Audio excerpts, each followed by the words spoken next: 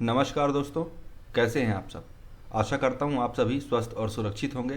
तो स्वागत करता हूं आपका हमारे YouTube चैनल में। तो दोस्तों, आज हम बात करने वाले हैं गुप्त काल के पार्ट 4 के बारे में। इसमें क्या है, तो इसमें बहुत सारे ऑप्शनल क्वेश्चंस हैं जो कि कई सारे एग्जाम्स में आ चुके हैं और निश्चित तरीके से हर एग्जाम्स में आने की काबिलियत भी रखते हैं और आते भी हैं। अगर इस पूरे वीडियो को आपने देख लिया तो निश्चित तरीके से आपका पूरा गुप्तकाल रिवाइज हो जाएगा। ये गुप्तकाल का पार्ट 4 है। अगर इसके पहले आपने शुरुआत के पार्ट 3 नहीं देखे हैं तो उसका लिंक जो है डिस्क्रिप्शन बॉक्स में है। आगे बढ़ते हैं दोस्तों और चालू करते हैं अपना ये वीडियो। तो सबसे पहला क्वेश्चन है, गुप्त साम्राज्य का संस्थापक कौन था। आइए ऑप्शंस की ओर देखते हैं।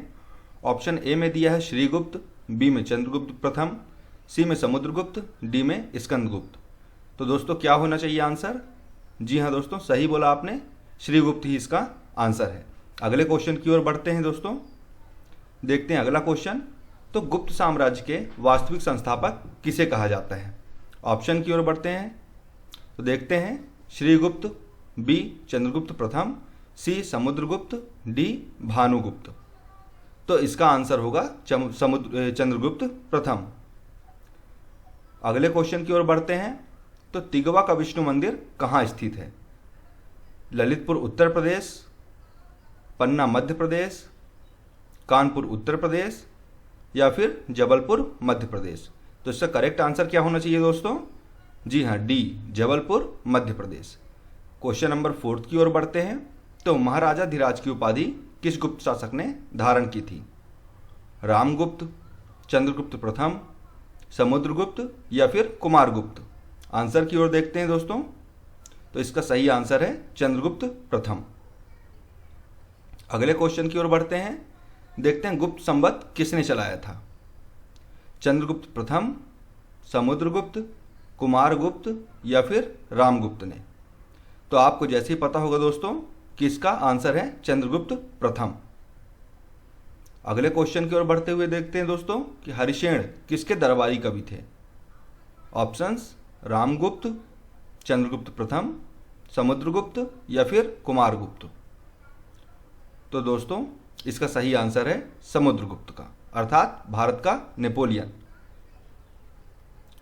ये देखिए दोस्तों, वही अगला क्वेश्चन आ गया, भारत का नेपोलियन किसे कहा जाता है।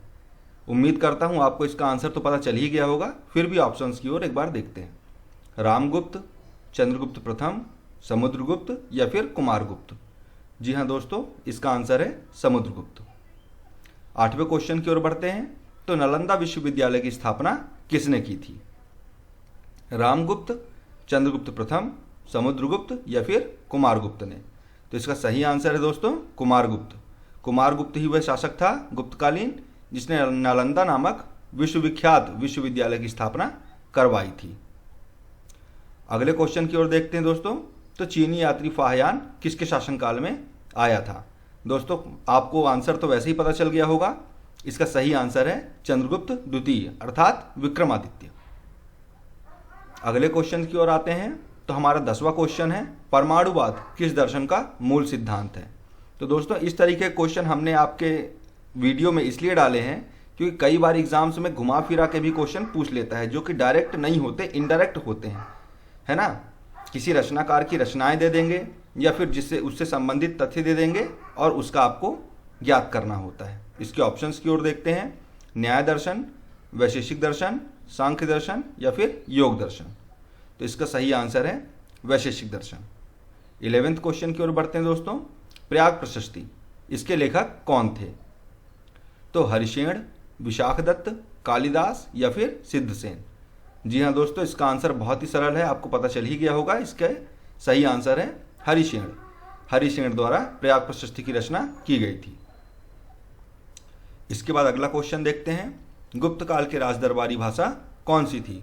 अर्थात गुप्त काल में राजा के दरबार में या फिर वहाँ की प्रचलित भाषा कौन सी थी, यह इस क्वेश्चन में पूछा गया है। इसके आंसर्स की ओर देखते हैं और इसके ऑप्शंस की ओर देखते हैं। तो संस्कृत, पाली, प्राकृत या फिर इनमें से कोई नहीं। तो इसका सही आंसर है संस्कृत। जी हाँ दोस्तों, तब संस्कृत अपने चरम पर कही जाती थी, इसीलिए अधिकतर जो रचनाएं हैं जिसे रचनाकारों ने लिखा है वह सभी संस्कृत भाषा में ही उल्लेखित किए गए हैं। अगले क्वेश्चन की ओर देखते हैं दोस्तों। तो चंद्रगुप्त द्वितीय अर्थात विक्रमादित्य के शासनकाल में कला साहित्य विद्या का महान केंद्र कौन सा था? इसके ऑप्शंस देखते हैं। जबलपुर, ललितपुर, उज्जैन या फिर काकनाबाद। काकनाबाद अर्थात सांची। तो इसका सही आंसर होगा दोस्तों उज्जैनी अर्थात उज्जैन। अगले क्वेश्चन की ओर आते हैं। स्कंदगुप्त को किस लेख से शक्रोपम कहा गया है? तो इसके ऑप्शंस की ओर आते हैं दोस्तों। सूपिया का अभिलेख, रीवा का, मंदसौर का अभिलेख, भीतरी अभिलेख या फिर कहोम का अभिलेख। तो इसका सही आंसर है कहोम का अभिलेख। इसी अभिलेख में स्कंदगुप्त को क्या कहा गया है? शक्रोपम। अगले क्वेश्चन की ओर बढ़ते हैं दोस्तों। तो भारत की किस रचना का सर्वप्रथम यूरोपीय भाषा में अनुवाद किया गया है? यह बहुत ही सुंदर क्वेश्चन है और कई बार एग्जाम्स में आ भी चुका है और ऑप्शन देखते ही आपके समझ में भी तुरंत आ जाएगा। आइए ऑप्शंस की ओर देखते हैं। अभिज्ञान शाकुंतलम, मालविका अग्निमित्रम, आर्यभट्टियम या पंचतंत्र। तो अभिज्ञान शाकुंतलम किसने लिखा है? महाकवि कालिदास ने। मालविका अग्निमित्रम किसने लिखा है? महाकवि कालिदास ने। आर्यभट्टियम के रचयिता स्वयं आर्यभट्ट और पंचतंत्र जो है वह विष्णु शर्मा के द्वारा लिखा गया है। तो इसका सही आंसर क्या होगा दोस्तों? वह है अभिज्ञान शाकुंतलम, जो कि महाकवि कालिदास की रचना है। अगले क्वेश्चन की ओर देखते हैं। तो रुद्रपुर का ताम्रपत्र अभिलेख में गुप्त वंश का प्रथम शासक किसे माना गया है? अर्थात रुद्रपुर में जो ताम्रपत्र अभिलेख मिला है उसके अनुसार गुप्त वंश का प्रथम शासक कौन था? ऑप्शंस की ओर देखते हैं। तो श्रीगुप्त, घटोत्कच, समुद्रगुप्त या फिर चंद्रगुप्त प्रथम। तो इसका आंसर क्या है सही? घटोत्कच है ना। घटोत्कच को गुप्त वंश का प्रथम शासक माना गया है। ऐसा ही जो है वह सूपिया के अर्थात रीवा के अभिलेख में भी दिया गया है। उसमें भी श्रीगुप्त को पहला नहीं माना गया है। उसमें भी घटोत्कच वंश शब्द का जिक्र किया गया है ना, जो कि वो भी एग्जाम के पॉइंट ऑफ व्यू से बहुत अधिक इंपॉर्टेंट हो जाता है। तो 17वें क्वेश्चन की ओर बढ़ते हैं दोस्तों। तो फिर पृथ्वी प्रथम वीर की उपाधि किसने धारण की थी? अर्थात पृथ्वी के प्रथम वीर की उपाधि, अगर इसका हिंदी अर्थ देखा जाए तो। ऑप्शंस की ओर बढ़ते हैं। तो इसका आंसर है समुद्रगुप्त, राजेंद्र प्रथम, अमोघवर्ष या फिर स्कंदगुप्त। तो आइए इसके आंसर की ओर बढ़ते हैं। तो आपको पता है भारत का नेपोलियन अर्थात दिग्विजयी समुद्रगुप्त, जिसने 9 आर्यावर्तों और 12 दक्षिणावर्तों पर विजय प्राप्त की थी और कभी भी किसी भी अभियान में कभी पराजय का सामना नहीं किया। अगले क्वेश्चन की ओर देखते हैं, जो हमारा 18वां क्वेश्चन है। गुप्त वंश का वह राजा कौन था जिसने हूणों को भारत पर आक्रमण करने से रोका था? अर्थात हूणों के आक्रमण के समय गुप्त काल का वह प्रथम राजा कौन था? तो कुमारगुप्त, समुद्रगुप्त, स्कंदगुप्त या फिर चंद्रगुप्त। तो इसका सही आंसर है स्कंदगुप्त। जी हाँ दोस्तों, स्कंदगुप्त के समय पे ही हूणों का आक्रमण भारत पर हुआ था और स्कंदगुप्त ने सफलतापूर्वक हूणों को जो है भारत पर आक्रमण करने से रोका था। आइए हमारे 19वें क्वेश्चन की ओर चलते हैं। तो अजंता की कलाकृतियों का संबंध किससे संबंधित है? ठीक है, तो हड़प्पा काल से, मौर्य काल से, बुद्ध काल से या फिर गुप्त काल से। जी हाँ दोस्तों, आपने बहुत अच्छे तरीके से अनुमान लगा लिया होगा, क्योंकि यह गुप्त काल से संबंधित क्वेश्चन चल रहे हैं। तो इसका निश्चित तरीके से आंसर क्या होगा? गुप्त काल से। अब बढ़ते हैं हम अपने अंतिम क्वेश्चन की ओर, जो कि इंपॉर्टेंट भी है और इस सीरीज का लास्ट क्वेश्चन भी है। तो चंद्रगुप्त द्वितीय ने विक्रमादित्य की उपाधि कब धारण की थी? शकों के उन्मूलन के बाद, गुप्त सिंहासन पर बैठने के बाद, चांदी के सिक्के जारी करने के बाद या फिर उपर्युक्त सभी। तो दोस्तों मुझे लगता है ये क्वेश्चन आप सभी के लिए कहीं ना कहीं डाउटफुल होगा या फिर इसमें आपको डाउट आ रहा होगा, मगर जैसा कि आपको क्लियर करना चाहता हूँ, पहले इसका आंसर बताता हूँ, देन उसके बाद मैं आपको क्लियर करता हूँ। तो इसका सही आंसर होगा शकों के उन्मूलन के बाद। दोस्तों आप में से कई लोग जानकार हैं, कई लोगों ने इसके बारे में पढ़ा होगा, मगर कई ऐसे स्टूडेंट हैं जिन्हें इस बारे में पता नहीं होगा।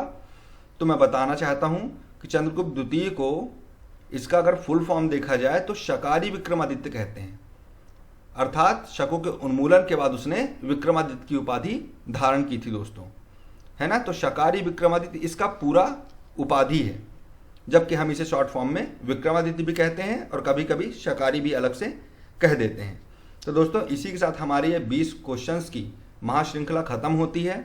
आशा करता हूं दोस्तों हमारे गुप्त काल के जो चारों पार्ट हैं इन्हें आपने देखा होगा और इन्हें पढ़ने के बाद आपके प्री में से या फिर प्रीलिम्स में से कोई भी क्वेश्चन लगभग छूटने वाला नहीं है, क्योंकि हमने सभी के सभी इंपॉर्टेंट क्वेश्चन और जो हर किसी एग्जाम्स में आए हैं उन सभी क्वेश्चंस को यहाँ पर सम्मिलित किया है। दोस्तों आशा करता हूँ आपको हमारी ये वीडियो पसंद आई होगी। तो दोस्तों इस चैनल को सब्सक्राइब कीजिए, इस वीडियो को लाइक कीजिए और अधिक से अधिक अपने दोस्तों को शेयर कीजिए जिससे उनकी मदद हो सके। धन्यवाद।